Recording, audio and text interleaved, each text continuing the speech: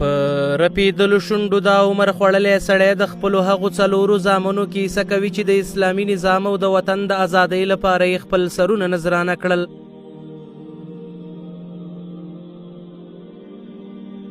په دې 20 کلنه دوره کې د امریکایان چې افغانستان ته راغلي وه، په دې 20 کلنه دوره کې زما 4 زامن شهیدان سوه، په شهادت ورسېده، او درېمو ورېرونه په شهادت ورسېدله، او درېمو خوریان په شهادت ورسېدل، او درېمو د خاله زامن په شهادت ورسېدل، چې ټوټل څو راشي؟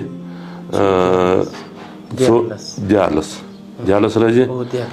14 نفره زموږ د کورنۍ هغه 4 زامن دي، درېمو ورېرونه دي، او درېمو خوریان دي، او درېمو د خاله زامن دي، چې ټوټل 14 نفره راشي. نو 14 نفره زموږ هغه دغه 20 کلنه دوره کې چې امریکایان پر افغانستان باندې اشغال وکړ، په دغه 20 کلنه دوره کې 14 نفره مجاهدین زموږ د کور هغې په شهادت رسېدلي مجاهدین و. یو دا شهیدان چې بمبار سوي، یا دا د سنګر مجاهدین و چې په سنګر کې جنګېدل، سنګري مجاهدین و. دغه 14 نفره زموږ د کور هغې په شهادت رسېدلي دي، په بمبار کې نه دي شهیدان سوي، په مخامخ جنګونو کې شهیدان سوي دي مجاهدین و.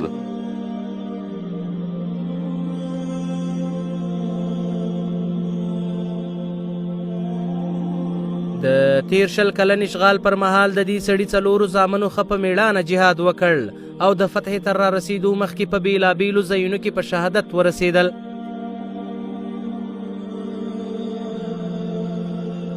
زما دا مشر زوی چې و، دغه مشر زوی اول دوره دغه مشر زوی شهید سولو، احمد الله پهلوان په نامه باندې و، او دوم چې و هغه د دوم شهید زوی م هغه د حفیظ عبید الله په نامه باندې و، او دا درېم زوی چې و هغه د عبدالرحمن په نامه باندې و، او دا څلورم زوی چې و هغه د عمر خالد په نامه باندې و.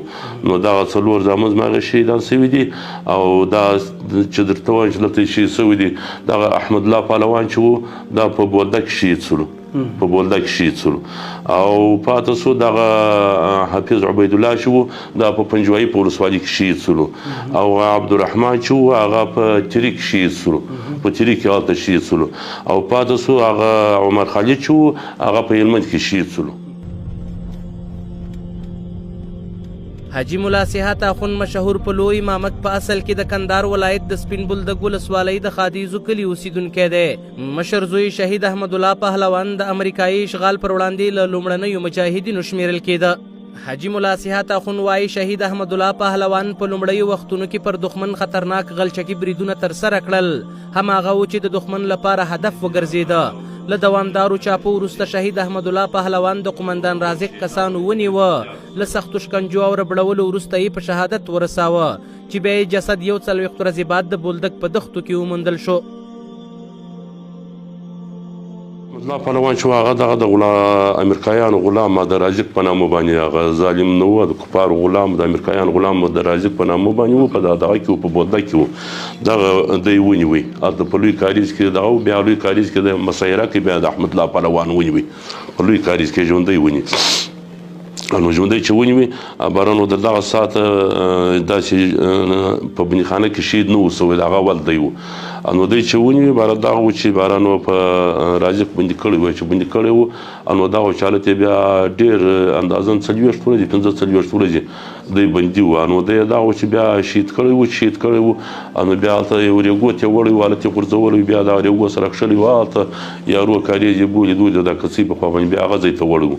کوم ظلم سکنجه شوی داسې ظلم یې ورسره کړی و، د هره پښه 2 ځایه ورماته کړې، 3 ځایه ورماته کړې، لاسونه ورمات کړي، غاښونه یې جنګ کښلي وه. نو دی چې دی و ډېر شهرت یې درلودی، د احمد الله پهلوان چې و ډېر شهرت یې درلودی په دې مجاهدینو کې، دی یو ډېر تکړه مجاهد و، ډېر زړور سړی و، بې درکه زړور و. نو بیا حتی مطلب دغه موږ چې پټاوي لاسونه دی د شا د خوا ورتړلي وه، نو چې بیا موږ پټاوي نو دغه لاسونه د شا د خوا باره وچ سوي وه.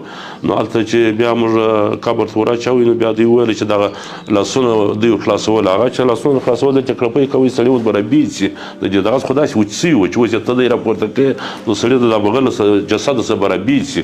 بهرمحال بس به لاسونه مو ورخلاصوي، دغه تړلي لاسونه یې قبر ته ور واچوي، نو بیا هم دغه تړلي لاسونه دغه تړلي، اوس هم بهرم قبر ته ورمال دغسې تړلي لاسونه هم مشهور ور واچوي.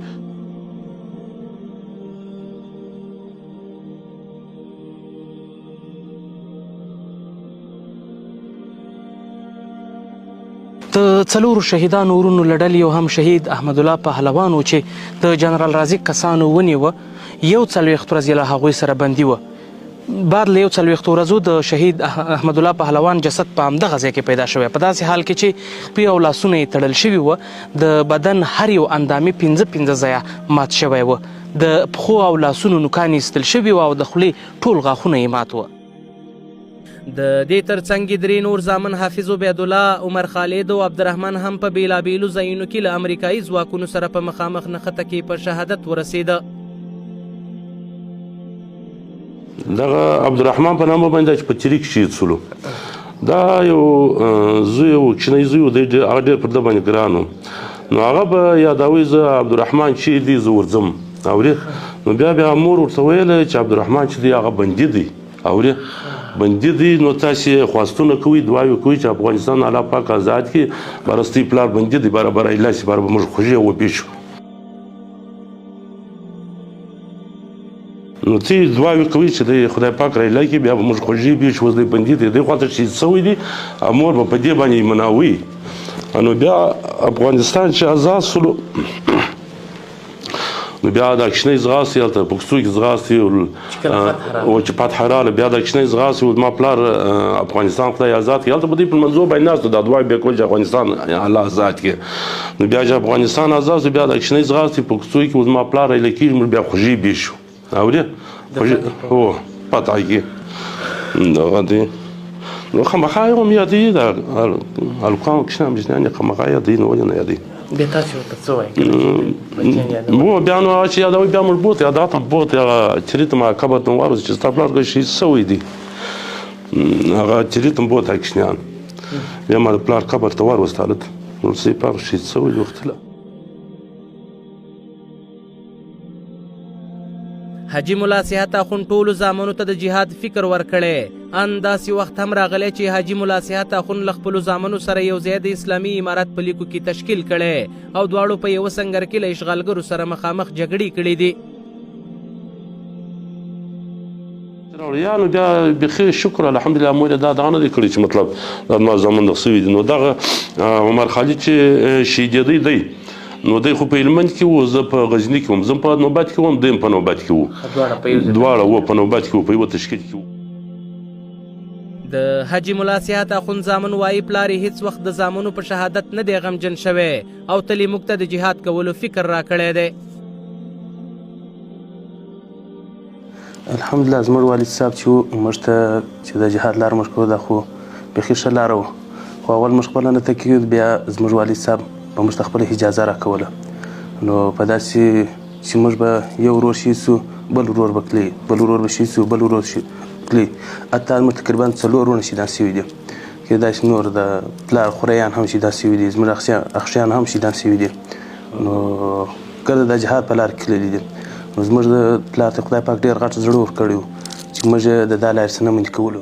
زموږ ورور شهید شوی و، عمر خالد.